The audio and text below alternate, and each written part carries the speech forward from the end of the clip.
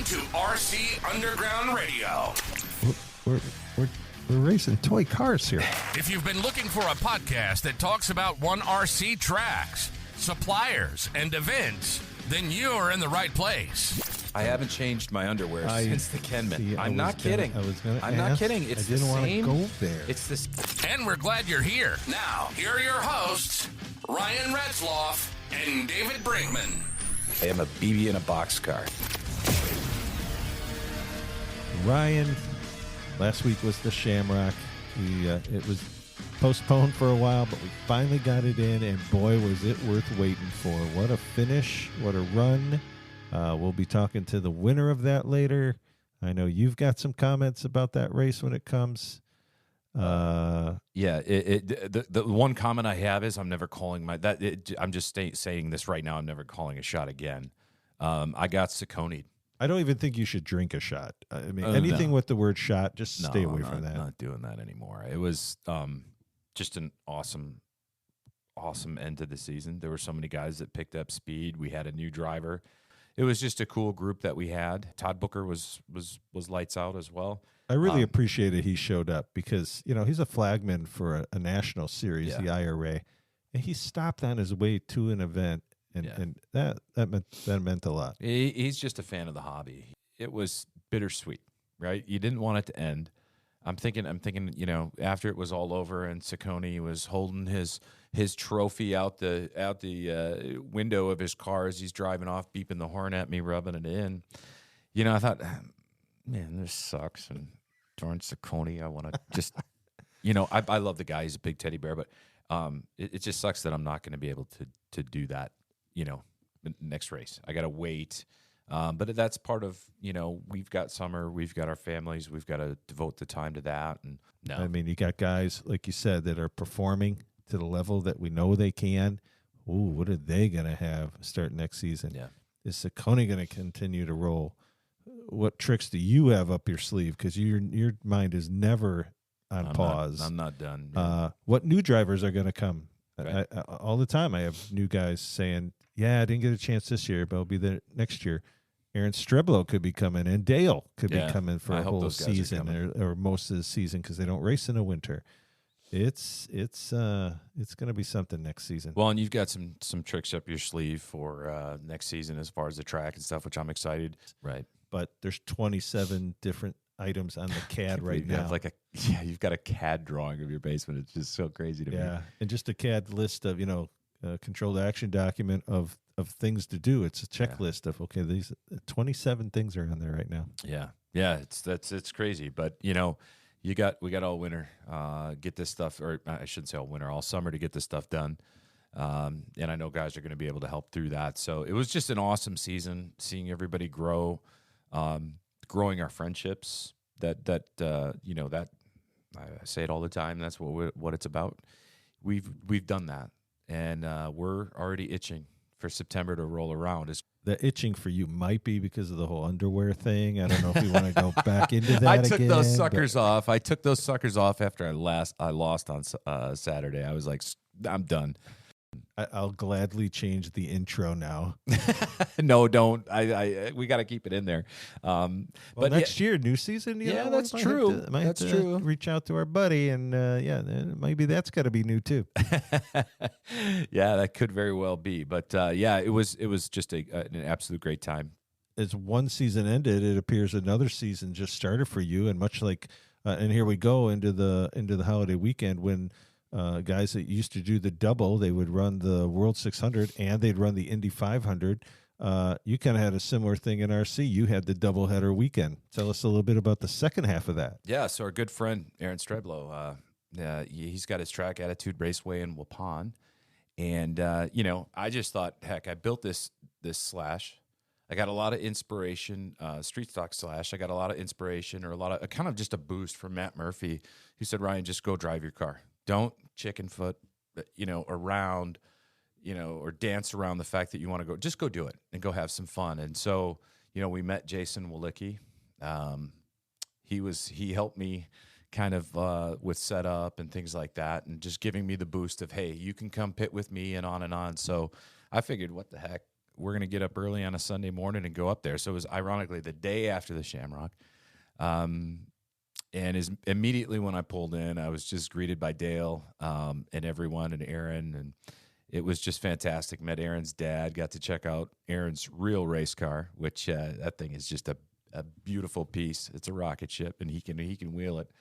But it was just a fantastic outing. His track, his opening ceremony. There were 168 cars at his track on Sunday. Wow. Yeah, 40 cars in the street stocks / division. Wow. Yeah. I had to do everything I could, and it was very stressful for me. It was my first time, but our good friend Todd Booker also came and attended the race with me. He was helping. He was pitting along with me. But you finished second in a heat race. Yeah, I finished second, like the G main. I mean, it wasn't anything to write home about, but I was getting the car better, getting more comfortable with the track. I had some great people helping me out, but you had guys pulling in with big trucks, trailers, the whole 9 yards. It is a big deal out there at Attitude. And immediately when I threw my car on the track, it was, okay, I got some learning to do. I'm just going to kind of stay out of the way, but I fell in love. When that car started going sideways and, she broke loose a little bit in there in that high banked dirt oval, I was into it. And he's just got such a great area where fans can sit and watch and, nice shade for him. They just did a fantastic job. They're great hosts. Had an awesome barbecue sandwiches for lunch. Actually, they were sloppy joes, excuse me. But the barbecue sauce, I believe it was Aaron's uncle, had made some homemade barbecue sauce, and it was out of this world. Every minute of it was a blast. So just kudos to Aaron and everybody that helps him at that track for making it such an awesome facility. His dad, Tom, riding around on his golf cart, checking out everybody, making sure they're doing okay, was awesome. Well, we're super proud of you. I mean, to be able to go from a 1/18 scale car on a Saturday, just miss winning it by 2.03 seconds, and then completely changing gears, Getting my butt literally, whooped. and going up to a dirt track, and you'd never been on dirt. No, I've never raced dirt before. Really had no idea what I was doing. But there are some rocket ships out there. But the cool part is just hanging out with all those guys and learning from them, watching them race. That was a lot of fun. Yeah. Dale put on sponsored that figure eight event. I thought it was just the coolest thing in the world to watch those guys just drive around and. So Dale wanted to smash up cars. I'm so shocked. No, and he ran multiple divisions. He is a wheelman for sure. Well, when we come back, we are going to talk to. Sorry, buddy. We're going to talk to the winner. I didn't want you to have to call anybody today. Like, I just wanted you to talk to me. I just wanted talk about. We're going to talk to the winner of the Shamrock Showdown. Well, you talked to the first loser. That's me. We're going to be talking to Nick Ciccone when we're back after this message from Go Fast Racing RC Graphics. Go Fast RC Graphics by Turn 4 Studios is your one-stop for all your RC graphic needs. Custom design from start to finish, Go Fast can have you looking your best on race day. Quality vinyl wraps that won't weigh you down. Go Fast can cover your car, your racetrack, and your trophies. Go online to GoFastRCGraphics.com and get your team looking right on race day. Right now, you can use the promo code UNDERGROUND for 10% off your next purchase. That's GoFastRCGraphics.com. All right. Well, if we're going to talk about the Shamrock winner, Ryan, let's bring him on. Nick Ciccone, are you on the line? Cole Trickle's office. Could you please hold? I'm right here. Were you? So, all right. So, if you listen to the week before, hang on, Nick, before you go gloating over your win, which I'll get to in a minute. So, I want to make two things very, very, very clear. Setup in that car, that's my setup. Built that rear end in that car. Actually, yeah, so built the rear end, yep. Mm-hmm. And also the set of tires, that was a set I gave him the week before. So, I'm kind of like the Rick Hendrick, Days of Thunder thing. I mean, that's my engine in the car. We all know that scene. I'll give you that, but It has to be fulfilling, though, to see if you could drive like that, like what your car would do. I can't. I can't. Yeah. So I called my shot. I took second. It hurt. But to lose to someone like Nick, it couldn't have happened to a better person. So, Yeah. I mean, you're a sweetheart, Nick. It's funny when I heard the call, I thought you guys were calling to interview the winner. I didn't notice it was like a Ryan intervention. I was unaware of that. Do you not listen to this show? Yeah. I've been searching for the past 3 days for a short rope and a tall tree. I feel like I'm going to find you on a street corner somewhere, sitting on a park bench, feeding pigeons, looking all filthy. And just going, I mean- those are my tires. Those are my tires. That Those were was my tires. setup. That was my setup. Wow. So, yeah, what a weekend. That was awesome. You did it, buddy. I enjoyed it. Yeah, I mean, you go back and you watch the YouTube videos, and dude, you were just glued. You're just glued. Consistent. Yep. And no traction roll. Obviously, everybody was kind of facing that and having to feather a little and change their line and back off the corner. And man, you just ran your race. So here's what I find funny is that I hear snickers and giggles when I'm cleaning my tires with the awesome sauce. Yeah, you sound like a dentist. But nobody, right? But nobody has copied the technique. I wonder why. It works. It absolutely works. Wait, so you're saying if I clean my tires the way you clean your tires, I'm going to win? No. Look, here's the No. deal. Went the whole season doing a social experiment on my own, on myself. And I said, I'm not going to touch this car. I mean, going back to previous conversations on the first podcast, what did we talk about, Dave? We said, I used to solder and pull and break and snap. And I used to do everything known to man to my car.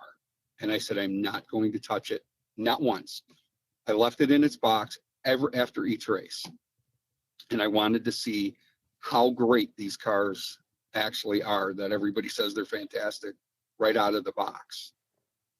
I think my point has been proven. Now I'll change that for next season, and I'll start messing around. I'll start doing things. I'll start learning more. But I didn't know anything about these cars at all. Well, and that's So I didn't know how to tweak them. yeah, and that's the best part, Nick. You know, you've learned so much over the course of the year, and you really got that car dialed into the track, right? You started learning the groove.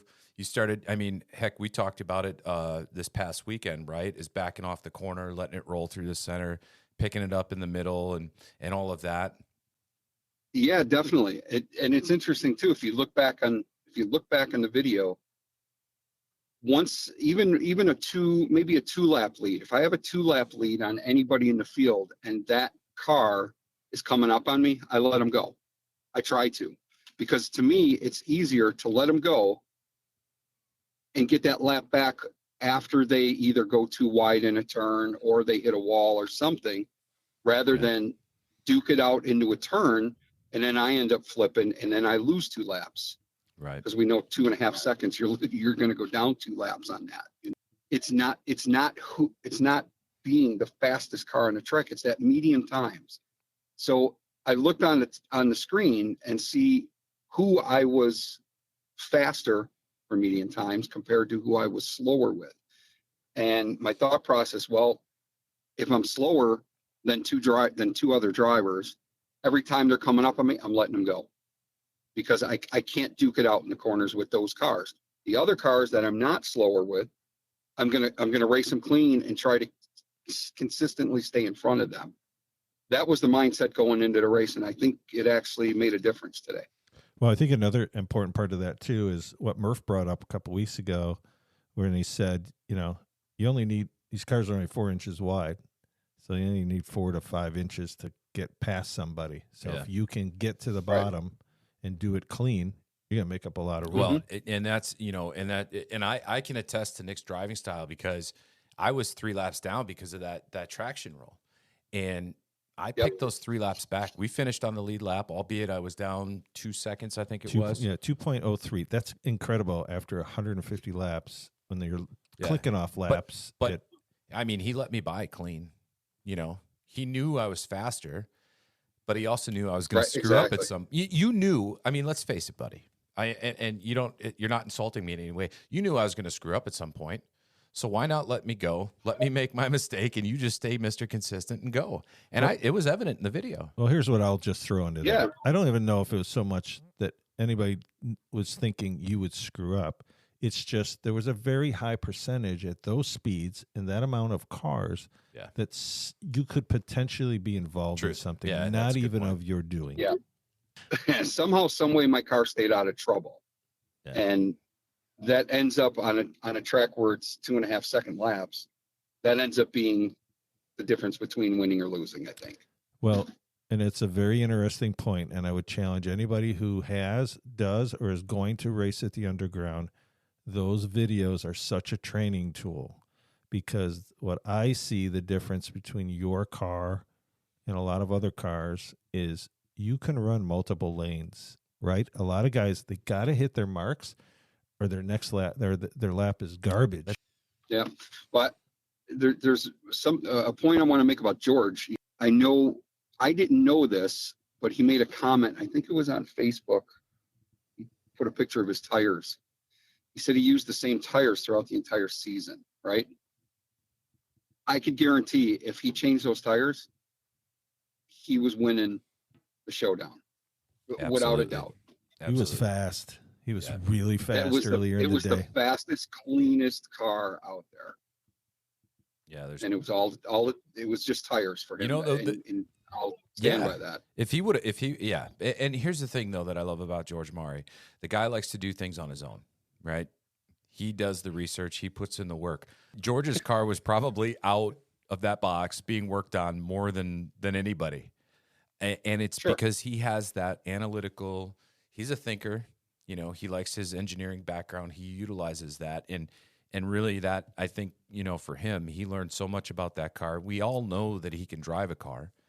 But he really did, in my opinion, a fantastic job of growing throughout the year. Now, to your point of the tires and not changing those. Next year he comes out with a new set. He starts learning a little bit more about that. I mean, we understood when Matt was there, Matt Murphy from Race City, he tried different tire combinations, worn out tires, new tires, or newer tires, and all of that. I think George is just going to find that groove, and he's going to be someone that we are really going to have to worry about next year. He definitely found something. Yeah. We were all saying, man, the car handles, but just doesn't have the punch. And all of a sudden, I mean, during the race, he, broke the track record. Yeah, during the race and during some of his heat races, I was like, man, that car is on it today. Yeah, and obviously he can wheel a car. It's just getting the right combination. So there's just one last dot that he needs to connect. Don't know exactly what it is, but if he finds it and he does it, look out. Yeah, look out. The first hour of practice, the best car out there, hands down, was George. Yeah. And like Dave and I, we've talked before, it's just better for you to race against the better car. It just is, even if you lose. Agreed. It just makes you better, because then you could, during that race, me, I can't take my eyes off my car. If I do, I'm out of I'm flipping it over to racetrack. That's the trick. That's the secret. Duly noted. But when you're out there practicing, it's easy to keep one eye on another car. Mm-hmm. And the minute I practiced with George, I was like, oh my goodness, that car is the winner today. Yeah. Without a doubt. So I do think that he was just a set of tires off. And to your point, Dave, the season's over now. I will share the secret with my tires. That left front tire is the left front tire that you had on the initial car that you had me race day one. I want my tire back. It's never changed. Well, that's just one secret. Hey, what did you think of that heat format? Dave changed it up a little bit, Dave, which I thought was absolutely brilliant, but I want to get your thoughts on. It was awesome. Yeah. The heat races were awesome. The duels were just so cool. Yeah. Because it prevented all the multi-reason, multi-car pileups. So it was just you and another guy.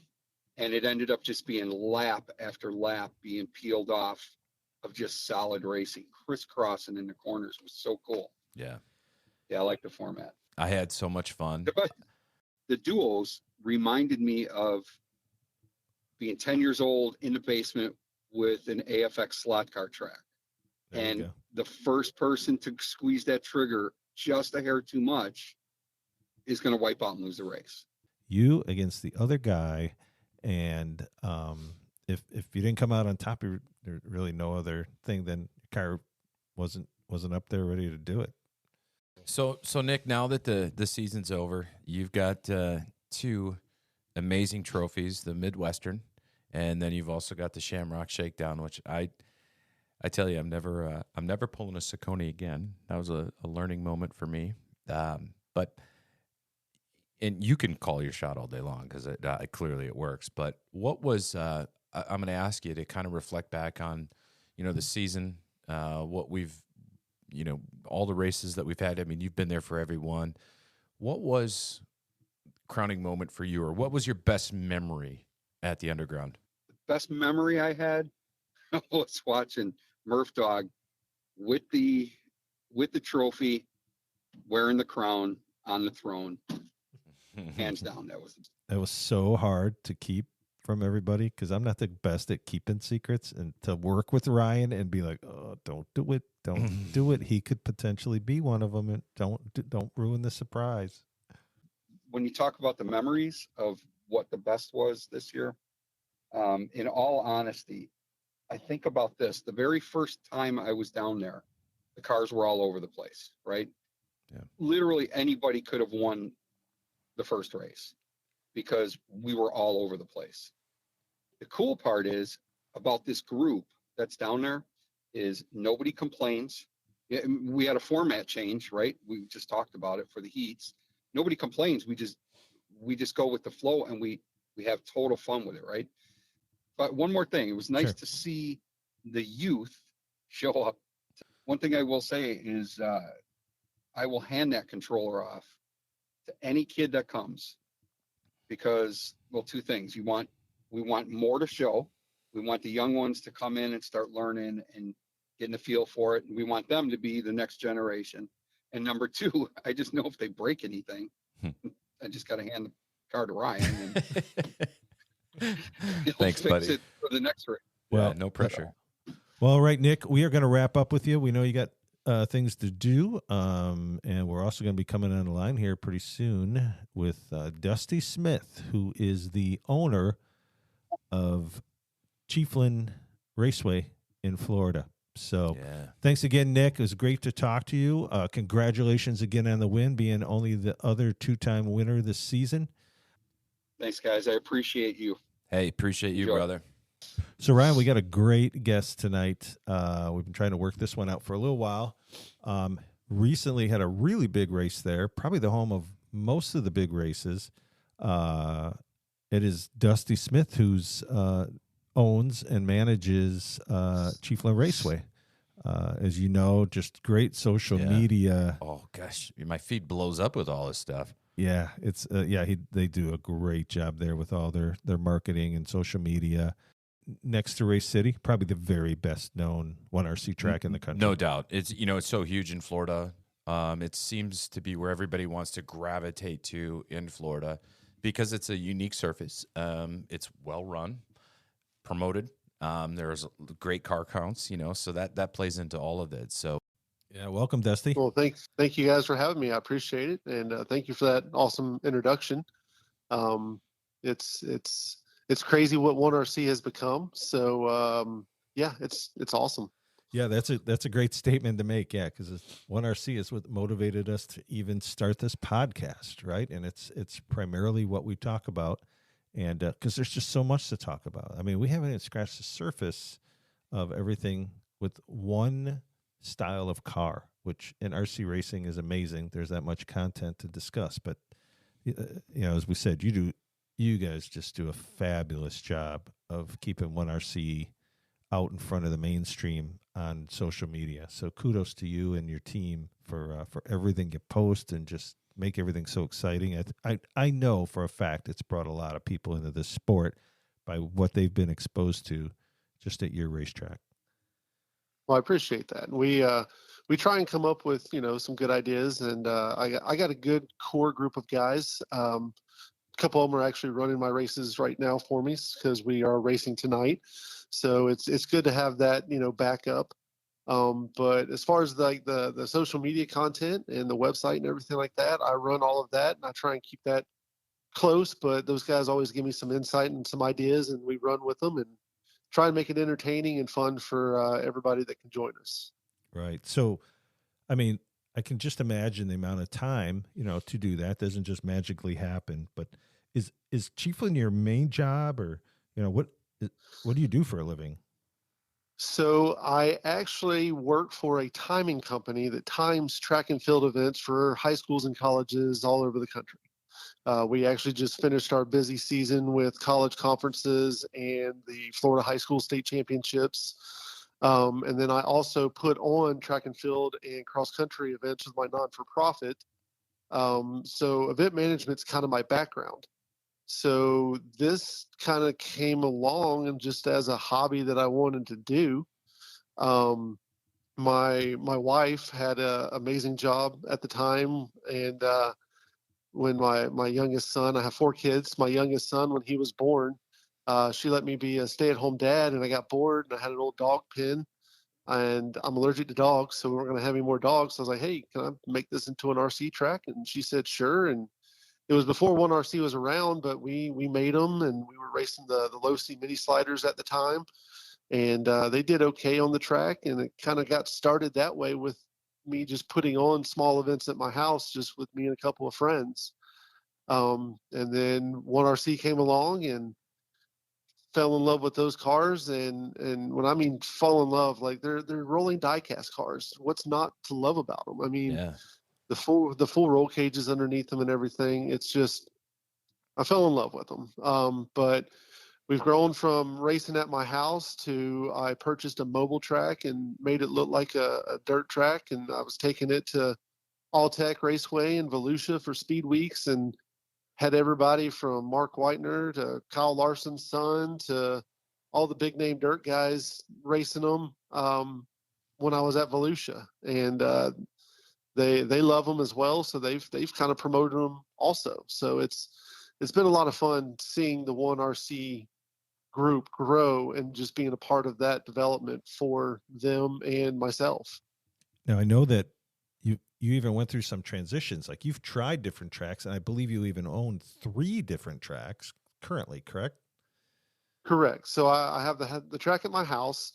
My homeowner's insurance lady saw some posts, and she didn't like that very much. So 2 years ago, the local print shop here in town that I get all my awards and stuff made at, I became really good friends with them through getting awards for my cross country and track stuff. And then for the RC stuff, they were moving locations, and they're like, hey, we got this 40 by 40 enclosed shed. Do you think that'd work for your RC stuff? I'm like, yeah. So we worked out a deal, and they're the best, like as far as just letting me go back there, do my thing. I mean, I always ask permission if it's something crazy, of course, but when I went from the mobile track being in there to actually painting textured paint just straight on the concrete and making the current track that we have, the flat track, they were all about it. Rick, the owner, he races with us when he can, but they're super busy. But when he races with us, like, he gets to go back there and enjoy it as well. And since it's right, almost attached to the same building, he actually gets to join us instead of just working all the time. So it's worked out for the both of us. But the mobile track, super awesome. Like I said, I get to take it to big tracks, and I get to go watch races and make money while I'm there. Most people can't say that. So it's a little easier for my wife for me to say, hey, honey, I'm going to be gone for 2 weeks, but I'm making some money while I'm watching races. So it's okay. And she's like, all right, well, as long as you're bringing something in. So it's a twofer. I call it the twofer. So Right. So the note I took was, don't tell my homeowner's insurance about my track at my Don't be house. friends with your insurance agent on Facebook. That's rule number 1. Well, unfortunately, she works with me doing the timing for track and field. So we're okay. we're good family friends, and she's let me get away with some things, but she's just like, Dusty, you got too many people coming on your property. So I was like, I get it. So we race there from time to time as a fun thing to do. And I love that track. It's banked, it's concrete, it's banked, 13 degrees on the turns, 5 on the straightaways. Oh yeah. Yeah, I built the catch fence because my son, when he was young, like, I had one of those mini sliders get away from me, started flipping, and I watched his eyes follow the car as it went in front of his face. Oh, So yeah. that's why we do catch fences. Not that these cars that we have currently would really hurt anybody, but it makes it look cool and look more realistic, and it does keep the cars inside the track. and So Dusty, I was just going to comment on that. That's one of the things that's always impressed me about your track, and that is the detail, the catch fences you have up, your infield. We run a little bit similar infield at the underground, but it's like, wow, this looks like a dirt track. I mean, you've done a lot on that, and I think that's part of the appeal of it. We added safer barriers for the walls that we have in our indoor track. So we have memory foam that keeps the car. So when you hit the corrugated board wall, you actually have foam that absorbs the impact. So we don't really have a lot of broken parts, which is not good for my sales department, but it's good for the people that are wanting to race and keep their cars intact. Yeah, and you mentioned too the track surface itself, concrete, textured paint. How does that work with the cars? I'm curious because we typically underground we run at foam. A lot of tracks are carpet. You don't hear a lot of concrete racing. And how do the cars react and respond to that? Is there anything if I were to come down and race, is there anything I need to do particular for my car? I mean, is it a pretty loose track? I mean, let's talk about that a little bit. So whatever you're running on the carpet or the RCP foam tracks, you essentially flip-flop your setup. Okay. So, and the setups are more realistic to what real cars run, to where they're running like a soft right rear spring and a soft right front spring, maybe a medium to hard left rear spring to put all the weight on the right front of the car. Yep. Because you have to, your right front is turning the car on the track, whereas your carpet and your RCP, you have so much bite. You're trying to drop your left side, get your left side soft and your right side hard. Yeah.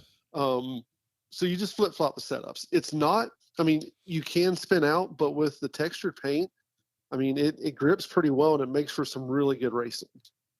So what gives the texture? Is that Silca sand? The texture is a latex outdoor decking paint. Okay. So, and I went to them and I was like, listen, I want the color of clay. I want it to look like a dirt track. And they're like, we actually have a color called clay. So they showed it to me. I was like, good enough for me.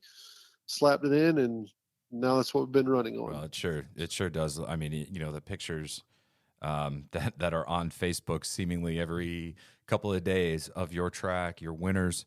It just looks beautiful. It's very bright. And it does look, if you didn't know any different, it appears as though it's an actual clay track. It's just the realism of it is just awesome. We considered putting dirt on it, but inside and knowing how much maintenance dirt is and how smooth it'd have to be for these cars, we decided that this was just the better route. So we don't have as much maintenance on the track as you would like a normal dirt track. My question was going to be tire wear. Okay. Do you see above normal tire wear, or just not as much as you would expect on a track like that? Well, yes, there's more tire wear. It's way more of an aggressive surface. So we get about 6 weeks of racing, 7 weeks of racing out of a set of tires before you need to throw them away. But we only allow water and simple green. We don't let people sauce the tires or anything like that. So they'll really make them softer than they already are. Yeah, and that's not extraordinary. So for us, we run 9 races a season. So you're at 7, we're at 9. So that's not a big difference. So, do you see tire fall off during a race? During a normal, we normally race 2 heat races, 30 laps, and then a 50 lap feature. So not really. the 500 lap race that we just did, because it was consecutive laps and we were just knocking them out. Most everybody started with either a new set or a mostly new set. And like I said, because we didn't stop, the tires don't get warm, but they get warm enough for what they are. And so to scale, they started wearing off at the end, and you could see a difference in the handling of the cars from beginning to the end. Track owner to track owner, give me some feedback on what the drivers thought of running something like that. Maybe tell us the rules a little bit of that race, how it finished, give a little bragging rights to your winners, and then just what the overall feedback of that was. Okay, so it was our fourth annual Endurance 500, and we've kind of altered the rules a little bit from year to year based off of driver feedback. We used to just do it to where you started, and whoever finished 500 laps, you changed the batteries when you wanted to change the batteries, and if you got flipped over, you're just stuck there until somebody hits you and flips you back over. We've done it to where we stopped every 100 laps, so like whoever reached 100 laps would stop, and that'd be the chance for you to get turned back over if you were turned over. And a lot of people didn't like that. So this year what we did is 500 laps, and we've recently just switched over to the lipos and the regulators from just the 5 cells. And what we did this year is mandatory 2 battery change, just to make it interesting. So you had to at least change batteries twice. You didn't have to put a different battery in, but you had to put a different one in, but it didn't have to be like if you had a lipo that ran the first set and then you wanted to run it for the last set, that was fine. But yeah, so we say go, they go, and you got to stop at least twice, change your batteries. If somebody flips upside down, we did have turn marshals with hockey sticks trying to do their best to get you flipped back over as fast as possible. It took us 32 minutes really to do both the UMP race and then 32 minutes to do the 604 late model race. And we had the same winner in both. So Brian Duncan, he won both of them. And so he is the only driver that did a full 1,000 laps between the 2 races. And the feedback I got from everybody was my feet are tired because standing there for 32 minutes, locked in, trying to hit those 3.2, 3.3 second laps. I mean, it wears on you. I mean, 32 minutes of racing our RC cars is really a long time compared to our normal 3 to 5 minute races. So just it was, I mean, that's a lot of laps and a lot of stress too. Like you mentioned on drivers, they're locked in. I got to make 2 battery changes during this 500 lap event minimum, right? What do I, when do I do that? Right. Yeah, it was funny when you guys did that. Brian Duncan, that guy is a ringer. I see him on your feed all the time. He's just got an awesome smile. He's got a really super cool paint scheme with his cars. He has a social media channel. He's too, got a YouTube, and he does a great job. Yeah, he does a great job promoting your track and promoting 1RC. I'd love to have that guy come to the underground sometime. Awesome. That'd be awesome. Yeah. He I'll mention it to him. I'm sure he'd be happy to come on. And like you said, he kind of is a ringer. Every time he shows up, he's there to win, and every time he shows up, everybody knows he's there to win. So, and that's we have a great group of fast racers that race with us, and I contribute that to. Most of the time racers want to keep everything to themselves.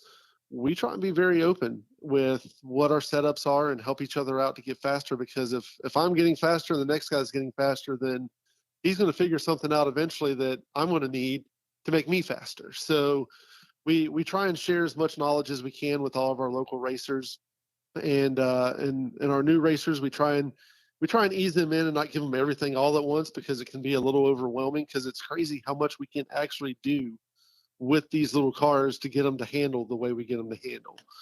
And he's figured it out. Like he's got it figured out good, and he helps us, when he can.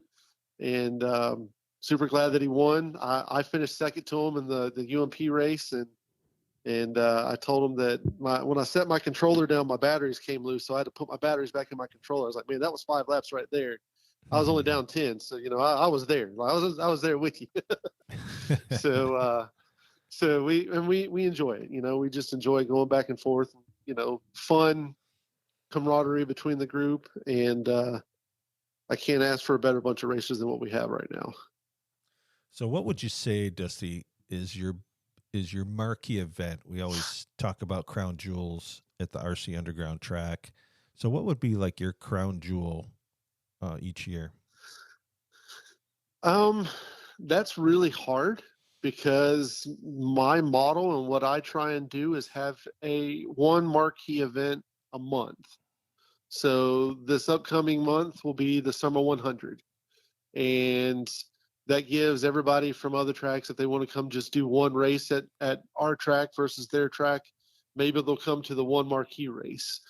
The month after that's the summer cookout. And then we're going to be watching the $1 million Eldora race on TV on a Thursday night. So we're going to have $1 million sticker race, because that's what we do here is stickers. So we have $1 million sticker race for the sprint cars. We'll be doing 100 laps just like the big guys at Eldora on that Thursday night while we're watching them. So, I mean, the Endurance 500 is my oldest one, with being, the fourth consecutive. But I really don't have one that is a marquee race, because we try and promote all of them evenly just to keep it fun. It's a marquee every month. If you got a guy like, say us, we were like, oh, we really want to go there. It's like, oh, that's their bigger race. I want to go to their big race. Oh, it's this one particular month. Oh, I can't make it. Or this way, it's like any month that works for guys out of town. It's like, big okay, race. every month he's got something big, so we can go whenever we want to. Right. And and the other thing is when we race 2 heat races and a feature race, 2 30-lap races and a 50-lap race, that kind of, in my opinion, that could get stale. And so I try and keep it exciting for the racers. So for those races, we race for stickers, like first place gets a sticker. That's it on a weekly basis. Thursday night, Sunday, sticker race. So for the Endurance 500, the UMP and the 604 late model class was the marquee class that was running the 500 laps. Mm-hmm. And top 3 get stickers. And then I did door panels for first, second, and third. So they get a little bit of a trophy for that. And then the other ones, I kind of do the same. So it's top 3 get stickers, top 3 gets a door panel. Or for like the $1 million one with the sprint cars, they're getting a sail panel like the sprint cars that you would go buy from Brad Sweet's trailer, from his merch trailer.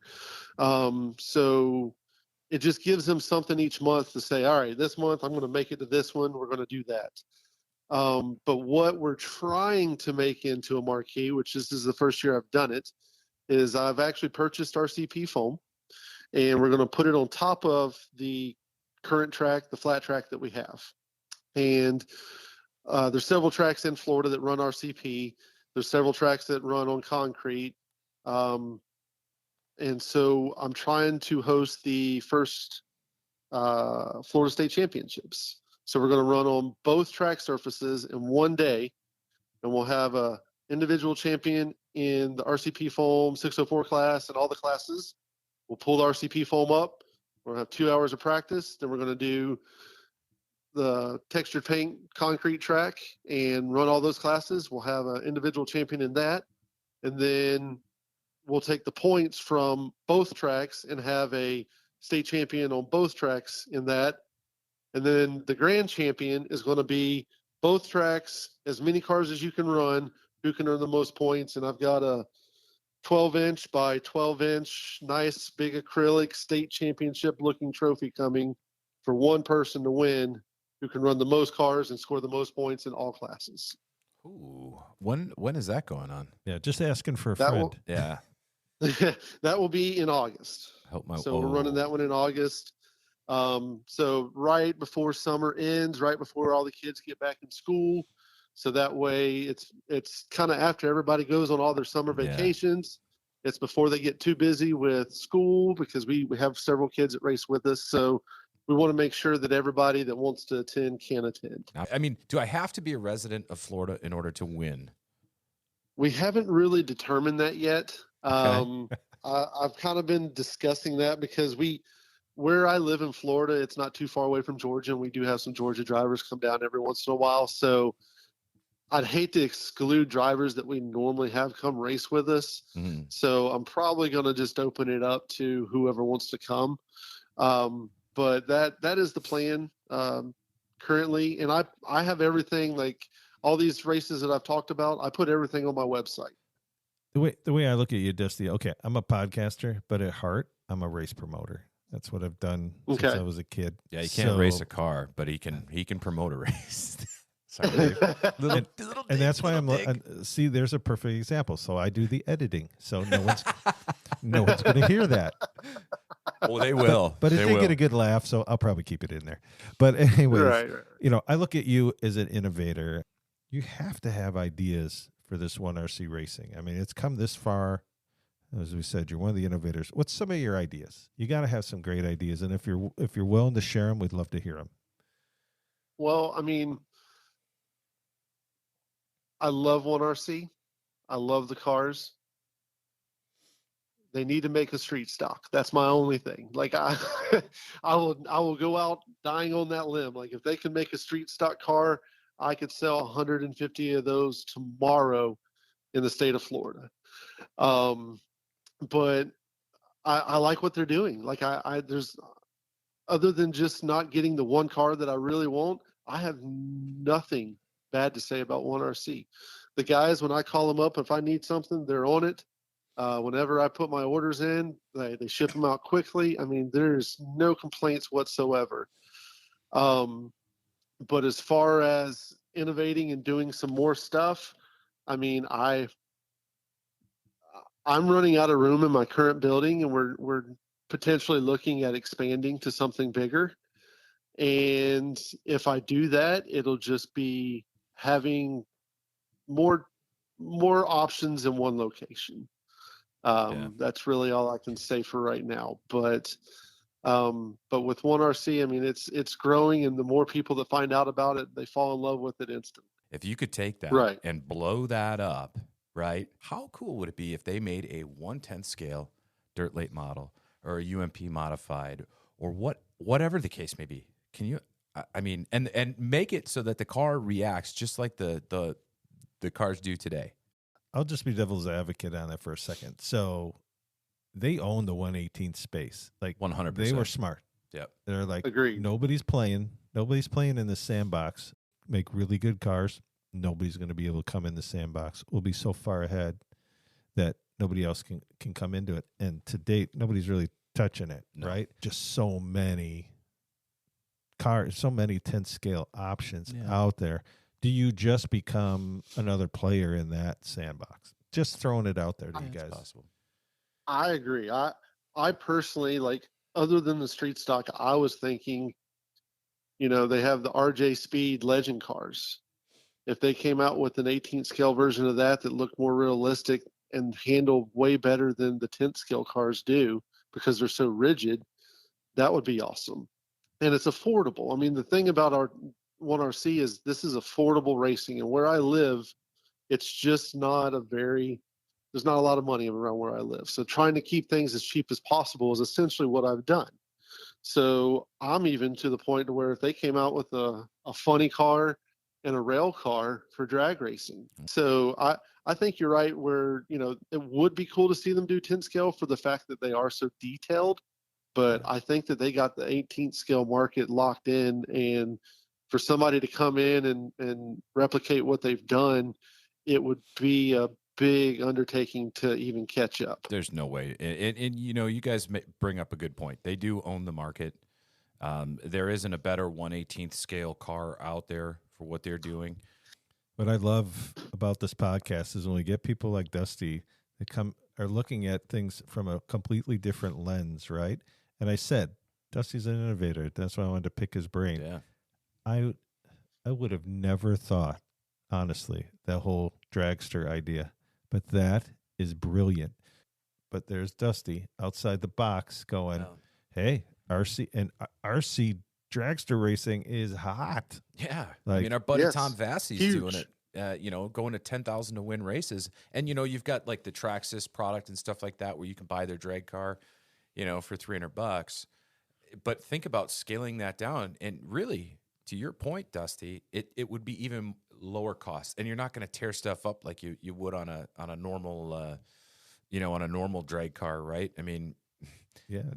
Well, and to the point of each car is different, but each car is the same. Put the 10K motor in, get slicks that are the same size as the sprint car, and you have your dragster basically with the EDM rolling chassis. You just got to get the rear end centered instead of having it offset. Yep. So it's not a lot for them. Hopefully it wouldn't be a lot of engineering, and maybe it is. I don't know that part of it.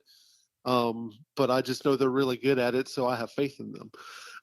But for me, that would be a huge market because we have 3 or 4 places down here that run the big scale stuff, but it's just so out of hand with cost. And while the cars may not go the same fast speeds as the 10 scale, most of the people that are racing these cars here, like, they're fine with the speeds. I mean, we'll figure out the speed, but they just want to race. And that's what I figured out. Like I used to race once a month or twice a month, but I found out like people are buying these cars because they want to race. So we're giving them the opportunity to race most of the time, 2 times a week. And during the summer when I'm slow on my other job, I give them a practice night. So, 3 nights a week, I have some guys that as soon as I open my door, they're here every time. And they're happy to be here. They're happy to do something. And that's what we want to offer. It's just a place for people to go and have fun. Well, hey, Dusty, before we cut you loose, because I know, like you said, you got a show going. We could talk all night long, this stuff, but we want you to get back to your program. Let everybody know how they can find you, website, social media. Great time to call out anybody that's helped you out there by name. Great opportunity to give them the appreciation they deserve. Absolutely. So I got Zach Dillon that helps me out a ton. He's my electrician / whatever I need help with. And he normally goes with me when I put up the mobile track and go places. So I got a shout out to him. I got my tech guy, Jerry. He helps me out, make sure everybody's legal. And we tech each other. So if I'm in a race, he's not in a race. So that way we make sure that there's no home cooking going on. So everybody feels like everything's fair. We got Adam Innings, been racing with us forever. Mark Swain, he helps me out with whatever I need. His son Cooper, awesome as well. There's a ton of guys. Michael Carter, like, ton of guys that help me out. I think I've already said Adam Innings. And like I said, I got a good group of guys that are willing to help me out at a drop of last minute notice, whatever. Like I actually messaged them this morning and said, hey, I'm going to be on a podcast. Can you guys cover it? Absolutely. No big deal. So shout out to all those guys and all the racers that race with us. You can check out our weekly stuff. I post on Facebook, which is Chiefland RC Raceway. If you need to get a hold of me, the best way is to message me, Facebook message me on Chiefland RC Raceway. And I also have my website, which is chieflandrcraceway.com. where we post all of our information for all upcoming races, past races, YouTube videos, everything can be found there. And then we also have YouTube, which is Chiefland RC Raceway. So if you want to go subscribe there and make sure to like our videos and also comment during the races. We enjoy, like, when people are racing, if you want to comment and tell us who you think is going to win. We're giving shout outs to the racers as they're racing. So I like interacting online while we're racing to give it a little bit more of a fun time. But again, thank you guys for having me on. I appreciate it. I think I've listened to almost every podcast. I've been trying to catch up on all of them. But I appreciate what you guys are doing, trying to help out the sport as well. And it's so cool. We get to talk like this. Never met you before. Never even talked on the phone. Just followed your pages, liked your stuff, and here we are talking on a podcast about all these cool ideas we got and your awesome racetrack. So this is what it's all about, brother. So we just we really thank you and everything that you do. I'll tell you right now, we're having you on after the Florida State Championships. That's just I'm going to put that one right in the books because we definitely need to unpack that. That's going to be. We can have the winners all on as guest speakers, and then cool. Absolutely. Then we can have some interviews going that way. Absolutely, yeah. And I love the idea, and more than happy if you can connect us with Brian Duncan. Love to have him on the show. We love racers' perspective of the hobby. So again, thanks, Dusty. I know we've been talking about this for quite a while. You're super busy with the timing stuff and obviously the racetrack. So just thank you for being able to fit it in, and it was well worth the wait. Definitely well worth the wait. So thank you again. No problem, guys. I appreciate it.